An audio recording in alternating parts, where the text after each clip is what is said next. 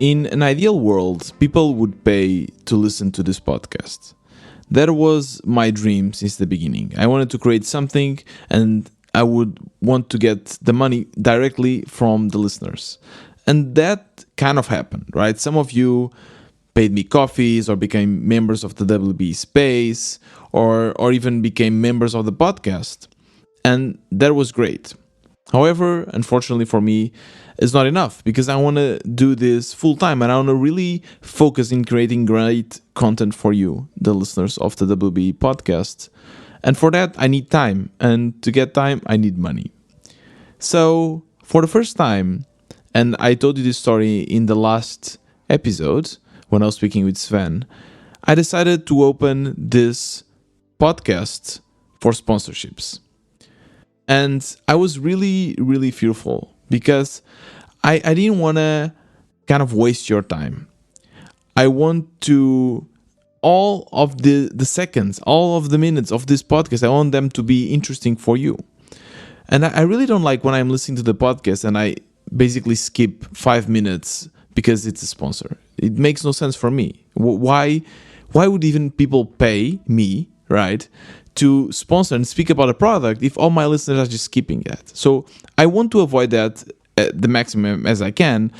And for me, the only way to do that is for my sponsors to be something that I genuinely would like to speak about and that I think it's interesting both for you and for my own indie journey. So that was what I was trying to achieve. And I think I'm quite happy with the results so far. Let me just walk you through what I've done to get these sponsors. First of all, I already have an audience on Twitter, and I've told you many times how important it is to have an audience because it's so much easier to kickstart things. If I was starting now my Twitter account I had like 10 followers, no one would ever consider sponsoring me. So that's something that's, by the way, it's really, really important. I've been doing this for more than a year now, and I have, I think, almost 1,700 followers on Twitter, and that makes a difference. So I decided to create a little tally form with my specifications, what I wanted for my sponsorships, what I could give as well to the sponsors, and I shared it on Twitter. And sure enough, I got one person that was interested. This person is Simon Heuberg, the founder of FeedHive that I interviewed here in the podcast. And I was super happy because he said, Tiago, I love your content and I want to sponsor it. And I want to sponsor 4 slots. I was very excited. But at the same time, again, I was a little bit fearful because I don't want to just have 4 episodes repeating the same content because for you, it wouldn't be interesting. So I kind of told Simon, or I asked him if it would be okay for him to only sponsor 1 episode. And he said that that's not ideal for him because, and I totally understand, when you're doing this kind of sponsorships, you want as well to create a branding. And for that, the host of the content creator needs to kind of repeat the product's name in multiple episodes. So he was still very flexible and he said, but what we can do is, instead of we do 4 slots in a row, you can just decide whenever you want to do the slots. So you can do one today about one feature of FeedHive, and in 3 weeks you do another one about another feature of FeedHive, and we can do it like that. And I was super excited because I think that's exactly the way I want to do it. It's not too boring and I'm not burdening you with a lot of information. I'm just giving you interesting information. So today's section, and this is, by the way, the first ever sponsored section of the WB podcast. Today's section will be about FeedHive, which is a social media scheduler. There are other social media schedulers, true, but this one was made by Simon to be perfect for content creators that want to share content across multiple platforms. And if you heard the interview, you kind of know the idea behind FeedHive. I have to be honest, I've never used FeedHive before, but I created an account because, again, I want to make this interesting for you, and I also want to test it myself. So I created an account for FeedHive, and let me talk a little bit about the scheduling feature, because that's the feature that we'll be speaking today in this section. So the setting up the account was super easy. Connecting with Twitter and LinkedIn was super easy. I've done that like in 1 or 2 minutes. That was really good. And then we reached FeedHive's dashboard, and I wanted to create some content. And to be honest, I was not particularly inspired. I just wanted to test it out and I wanted to write something, but I didn't know what to do. And then FeedHive has this cool feature that it was actually a button kind of blinking and saying, "Hey, are you looking for inspiration?" I said, "Yes, I am." I clicked, and then a piece of text just materialized in front of me, and it was saying the following: "I honestly never thought that I've ever achieved blank."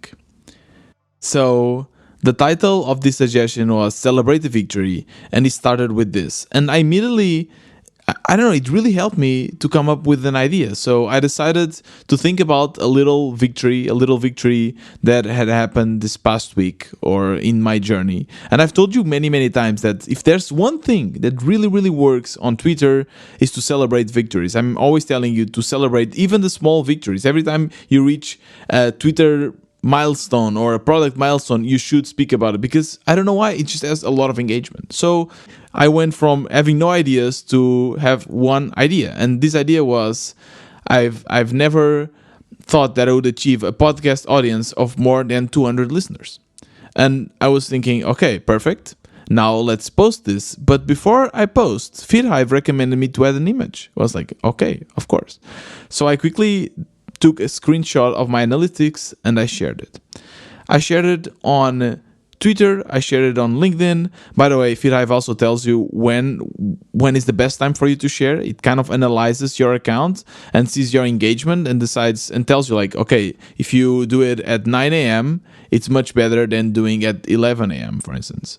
So I think this is really good, because now I can back up my social media scheduling with data. And I posted. And it was a huge success. I'm not joking with you. It was a huge success. It was a good success on Twitter, but it was a huge success on LinkedIn. I'm just checking my post now, and it had more than 1,000 impressions and more than 20 likes. I normally do not post on LinkedIn, but I mean, it was great. And I got a lot of people coming from LinkedIn to listen to this podcast, and I was really happy. So yeah, that's my experience with the scheduling feature of FeedHive.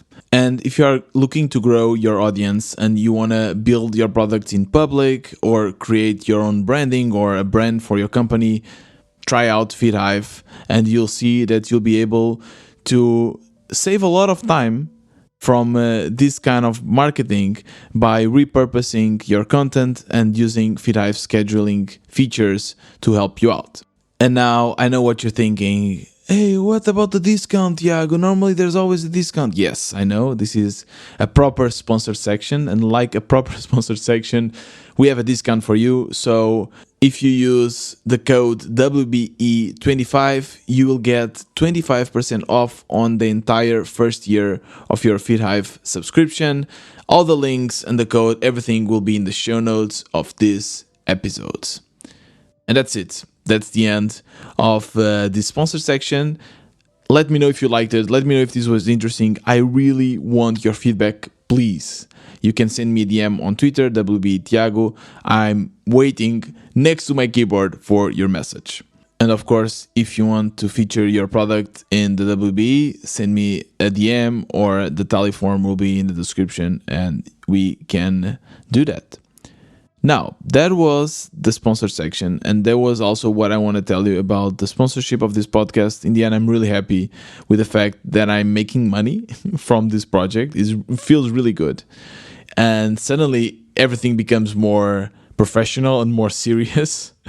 But I guess that's really cool. That's really good. So I'm really excited to see how this goes. And of course, I will always tell you what's going on with this podcast and in my mind and in this indie project of mine.